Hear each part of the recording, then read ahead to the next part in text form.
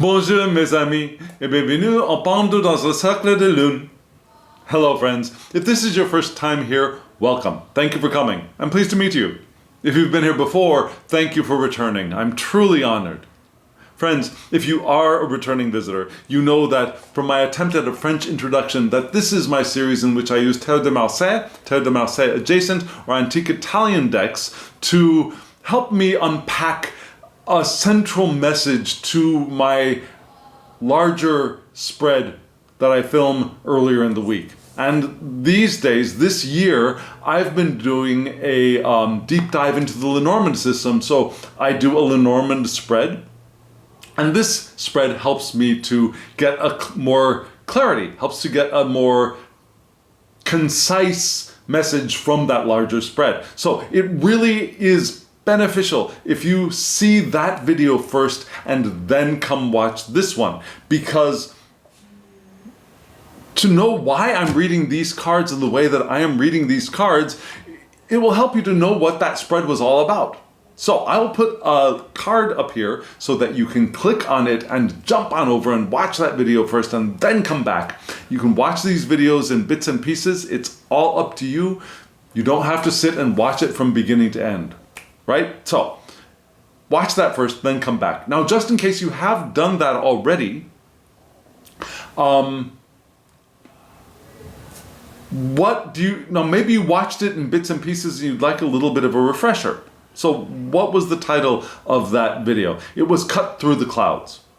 What it seemed to be pointing towards is that there is an aspect, or there are aspects within us that we are unaware of, that are confusing to us, or that it's like we're in the middle of the clouds. We can't see clearly who we're becoming, what is there within us.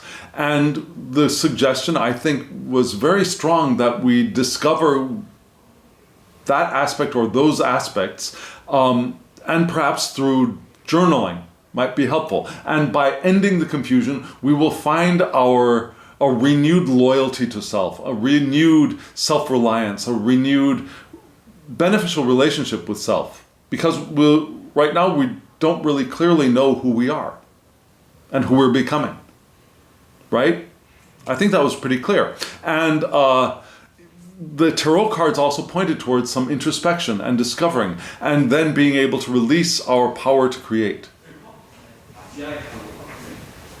Yes, right? Yes, exactly. And so, while that seems like a pretty clear message, I think, pretty concise message, I still want to do another spread to perhaps confirm that, or maybe find a way of doing that or something. Let's see if we can get some more information out of that spread. So, I've got the spread already laid out, but before we get to that spread, I'd like to say just a couple of things. First thing off is that, just in case you don't know, I've got a new website that has a tarot reading shop on it. If you want to order a reading from me, you can go to that shop, and maybe that'll be easier for you. The shop is still fairly new. There's a lot there, but I am hoping to add different ways for you to get a reading from me.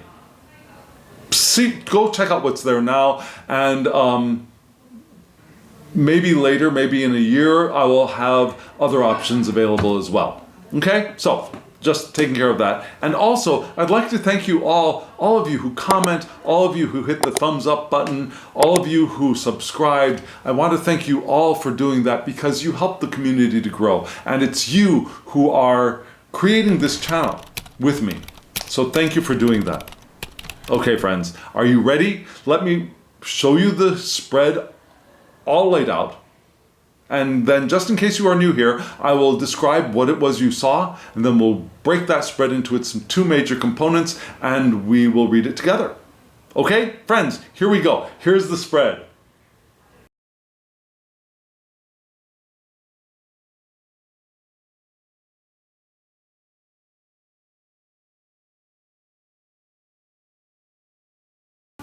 What do you think of those two decks?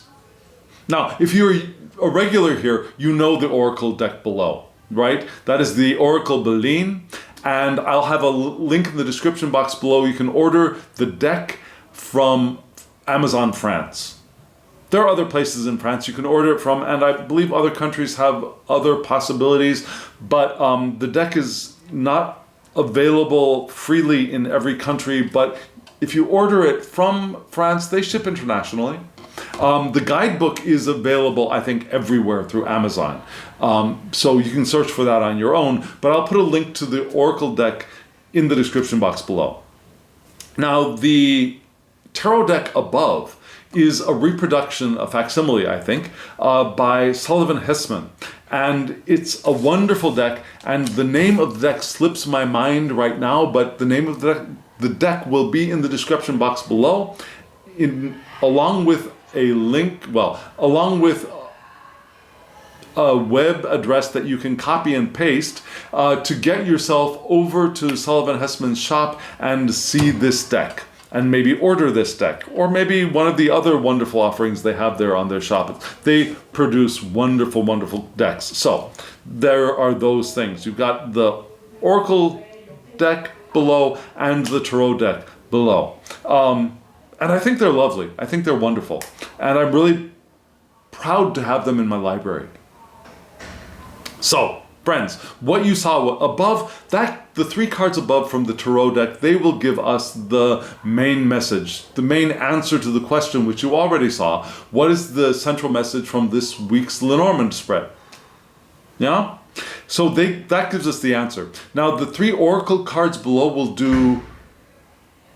will often do one of several things. They will clarify, they will give another layer of meaning, or they will give advice. This time, what I see is that each one of these cards is going to be modifying the Tarot card above. So first, we're going to look at the Tarot cards, read those. And then we'll look at each one of the Oracle cards and see how they modify the Tarot card above. Does that make sense? Okay, friends, so here we go. Here are the 3 Tarot cards once again.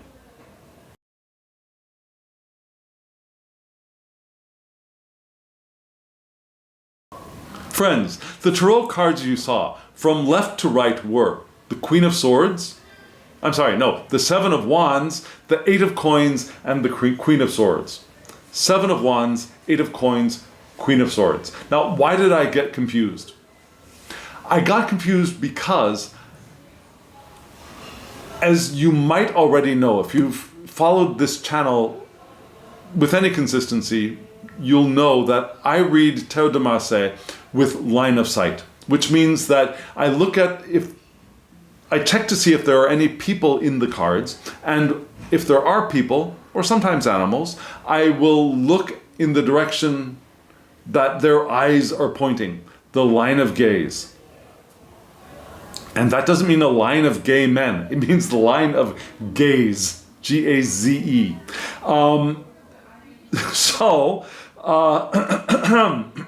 The only human in this set of 3 cards is the Queen of Swords, and the Queen of Swords is on the right and looking to the left.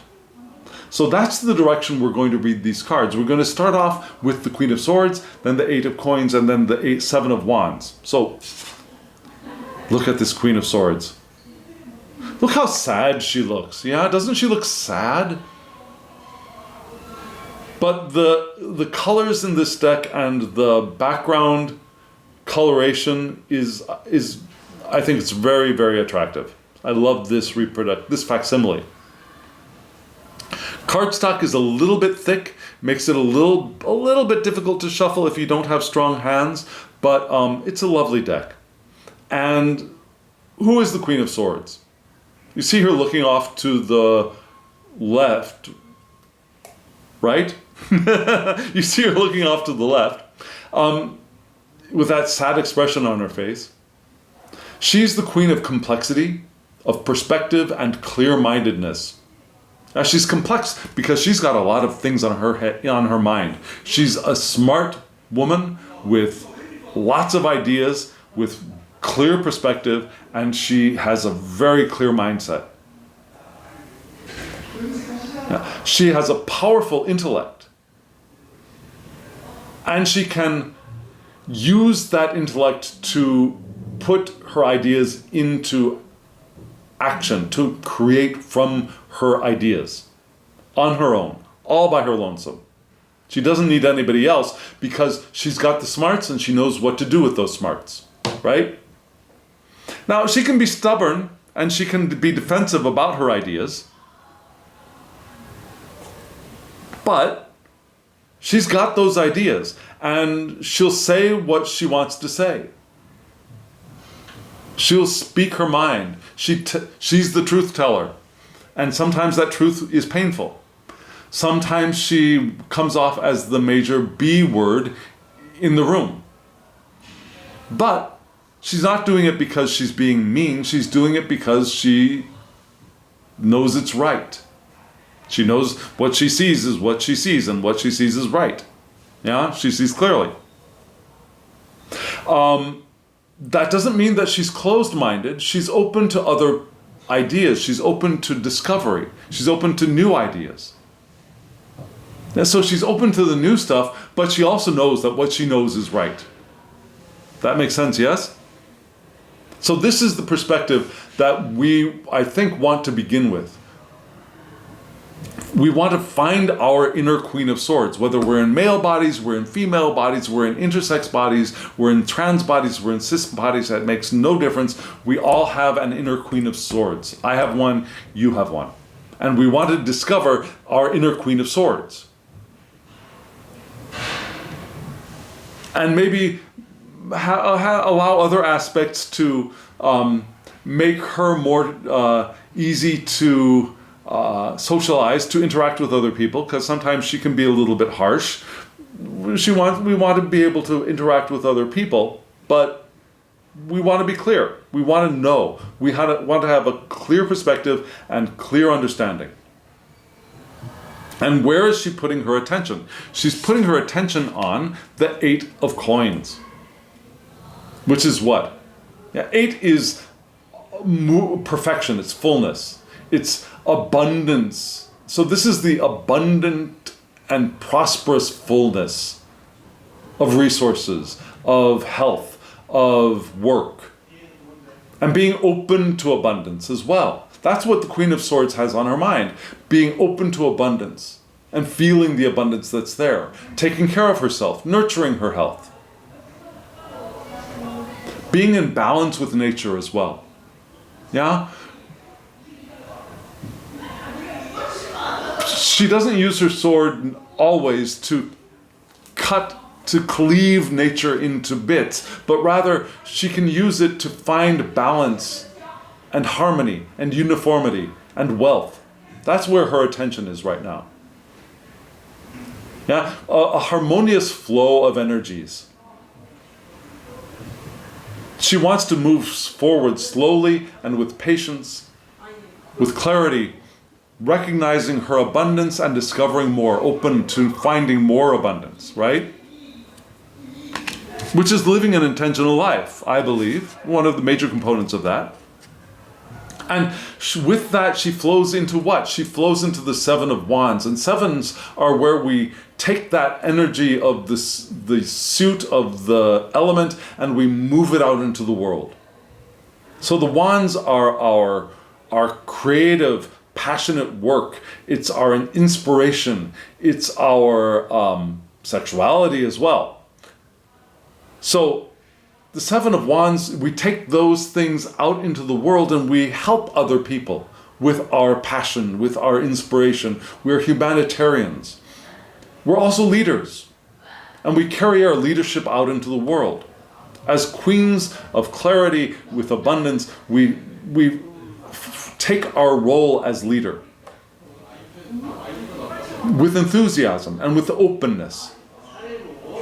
We might end up being irresistible. Yeah, our charisma might draw other people to us, and our charisma may be able to make those things we're inspired to do happen. Now, our creativity blossoms to help others and to help ourselves. What a wonderful thing to happen as we find clarity and own our abundance and open up to more abundance. We are able to we're able to move into whatever we will call our society, our people, our tribe, move into that tribe and own our place as leaders, as inspirers, as well as being the inspired, as the ones who allow our creativity to blossom, to help them as well as we help ourselves as well. Yes? This seems like a really clear, to the point reading. And I think this reading, rather than telling us what to do about the problem or the challenge, the difficulty that was described in the Lenormand Spread, this spread is telling us what we can become if we clear up that confusion. If we cut through those clouds, we can own our Queen of Swords. She's got that scythe right there in her hand. Now it's shaped like a sword, but it performs the same function, right? It cuts through the clouds. So she's cut through the clouds and she becomes. And then she's able to do those things. That's what we are going to do and be. If we can take on the challenge of the Lenormand Spread that we were presented with this week. Yes? So friends, we got those 3 oracle cards to take a peek at. And they're each going to color the tarot card above it. From, just like before, we're going to read the oracle cards as well from right to left. Okay? So, let me show them to you and let's read them together. Here they are.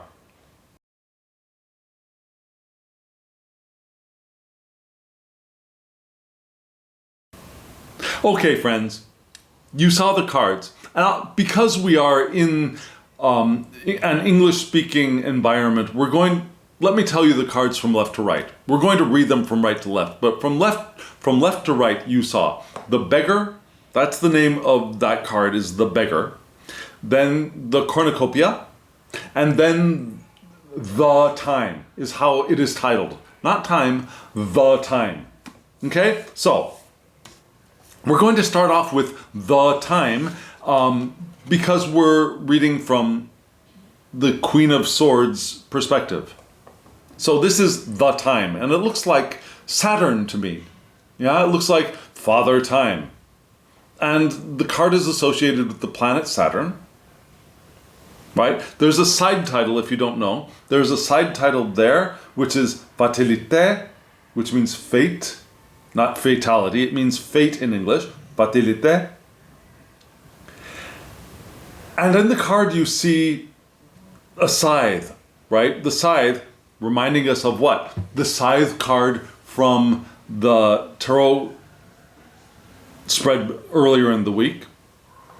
So we've got that scythe here emphasized once more. And the scythe equals Saturn, the planet, but also the god, which is Chronos in Greek, the god of time. Now taking all and leveling the playing fields with that scythe, right? Harvesting everything and leveling things out. There's also a torch here, which is the torch of cleansing and enlightenment to initiation. So those are wonderful symbols. Beline, the creator of this deck originally, and Beline is a pen name, it's a pseudonym, but Beline reads this card as what? As time, as fate, as limitations and endings. But the sub-association for this card is what? There's the secondary astrology is the moon, which gives us cycles. Yeah? A situation has to end to welcome the new. Replacement or rebirth. Replacement of the old or a rebirth. That's what I think is really describing this queen above. Yeah, the endings of the lack of clarity of the past is what will bring a rebirth for this queen. will bring enlightenment, even cleansing, and harvesting that which was good, but leveling the playing field for her to be able to stride forward easily. So we have the potential to end a cycle of lack of clarity, of confusion, of unsureness, being unsure. Yeah?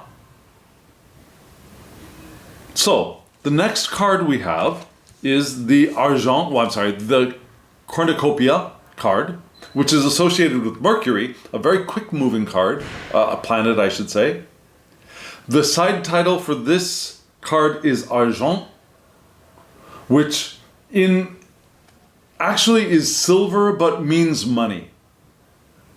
And you see the silver coin flowing out from the cornucopia, right? You know that this thing here is a cornucopia. Yes? A cornucopia? So,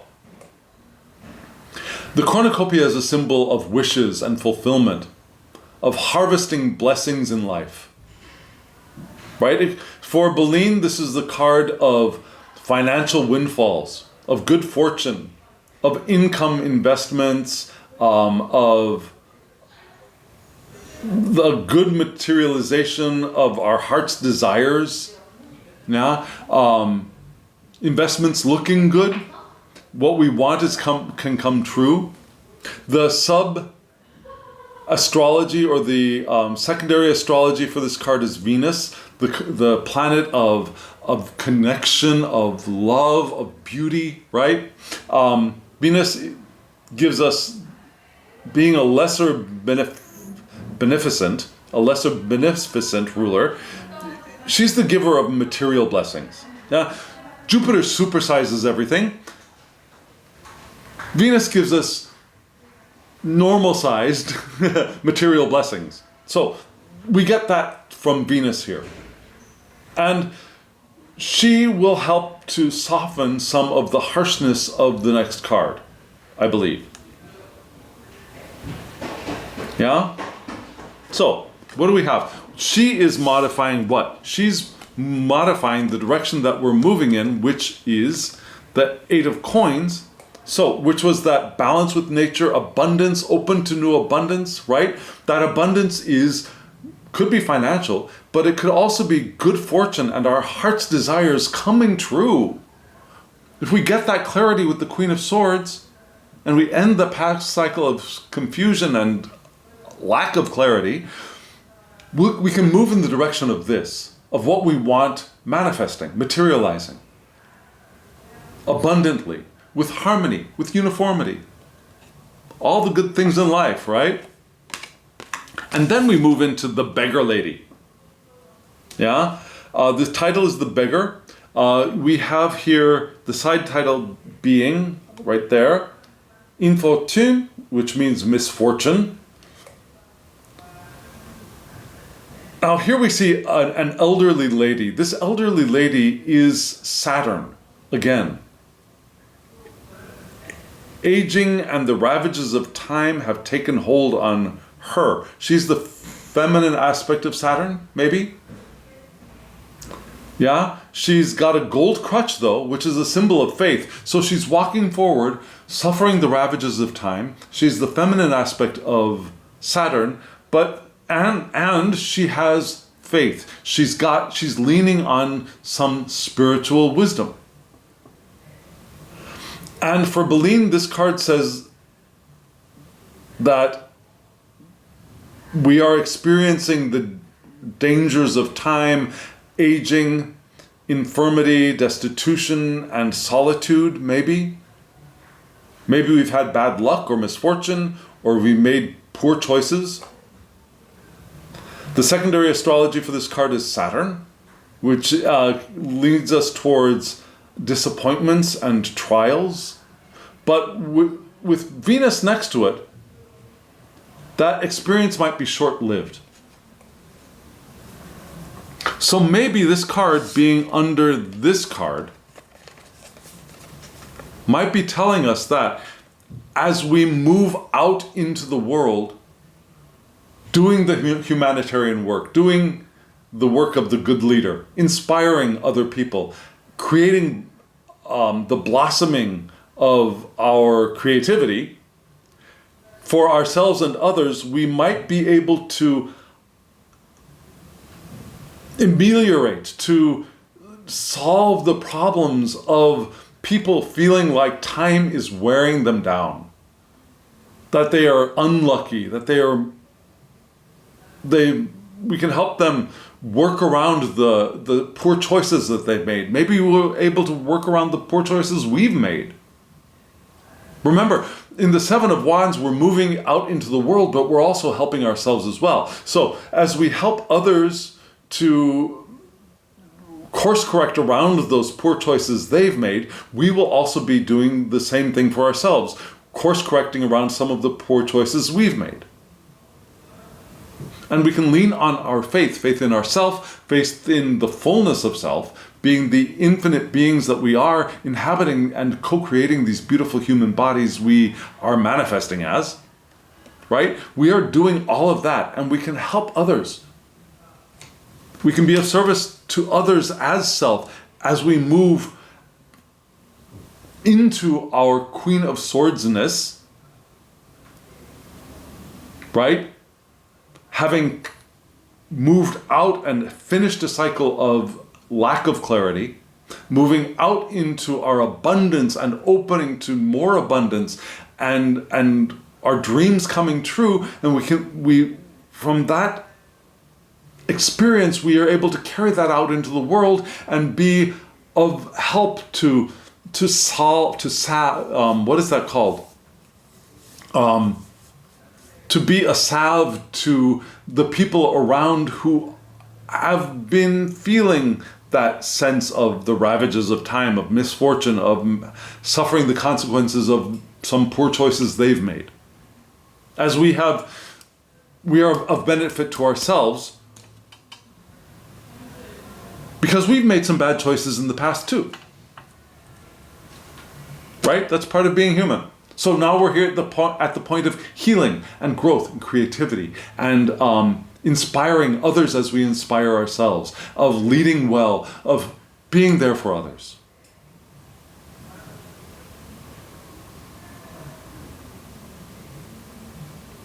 And I think the title of this video is going to be Moving Forth with Clarity. I think that sounds appropriate. Does that sound appropriate to you? If you've got a better idea for a title, let me know in the comments below. I'd love to hear what you think about that. If you have a different way of reading this spread, let me know in the comments below. I would love to hear from you. Or if you were struck by something or if something inspired you, let me know as well. If you want a reading from me, remember, I had that QR code earlier in the video. Let's see, for you earlier would be this side, I think, earlier in the video. But below there's also going to be my web address. You can copy that and paste it into your browser and go to my shop, DerekJohnThomas.com. Not a difficult site, web address to remember, right? DerekJohnThomas.com. Go there and you can order a reading from me. Thank you, friends. Thank you for doing those things. The thumbs up, the subscriptions, they all help our community. And now, as always, I wish you love, joy, well-being, and pure awareness. Thank you.